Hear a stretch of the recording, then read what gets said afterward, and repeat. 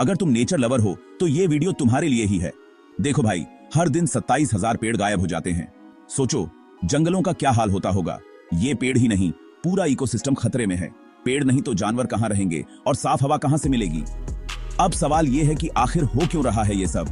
लकड़ी के लिए, खेत बनाने के लिए, शहर बसाने के लिए ढेर सारे रीजंस हैं, और इसका नतीजा क्लाइमेट चेंज, बाढ़, सूखा और न जाने क्या क्या। लेकिन रुकिए, अभी भी उम्मीद है। हम सब मिलकर पेड़ लगा सकते हैं। एक पेड़ लगाओ, हवा को बनाओ साफ। छोटी छोटी कोशिशों से बड़ा बदलाव आ सकता है। तो अगली बार जब बाहर निकलो, एक पेड़ जरूर लगाना, क्योंकि हर पेड़ कीमती है। चलो मिलकर इस धरती को बचाएं। अगली बार फिर मिलेंगे ढेर सारी मजेदार बातों के साथ।